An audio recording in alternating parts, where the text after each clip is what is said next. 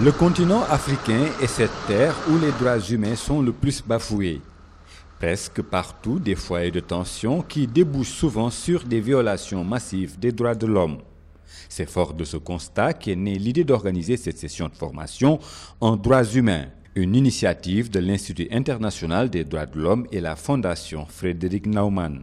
L'idée est née d'un besoin croissant de satisfaire une demande locale au regard de l'intérêt que les acteurs du domaine n'ont jamais cessé de manifester. Et cet intérêt s'explique d'une part par le constat que l'Afrique est cette terre où les droits de l'homme sont le plus bafoués. Et d'autre part, le manque criard d'enseignement en matière de droits de l'homme est d'autant plus inquiétant qu'il met en péril tout le système de protection en Afrique. Et lorsque vous observez la carte de l'Afrique et que vous vous amusez à faire l'analyse de la situation des droits de l'homme, vous allez vous rendre compte qu'il y a des résultats ahurissants. Pour cette 5e édition, 3 grands axes occupent le volet de la formation: le droit international des droits de l'homme, le système de protection des droits humains, le droit international pénal. Des modules qui seront dispensés à 74 auditeurs venus de 17 pays d'Afrique, des Caraïbes et d'Amérique par des spécialistes de la question.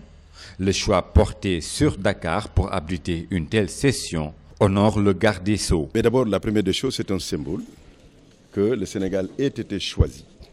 Ce qui montre aussi que l'État du Sénégal est un État de droit qui cherche et qui s'investit à faire respecter les droits de l'homme.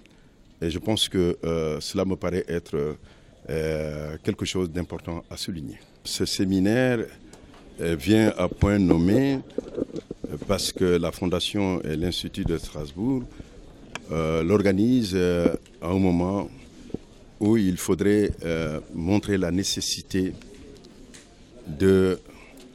d'insister sur la protection des droits de l'homme et de faire en sorte que tous ceux qui travaillent dans ce domaine-là puissent acquérir un savoir qui leur permet de mieux participer à la promotion, à la défense et à la protection de ces droits.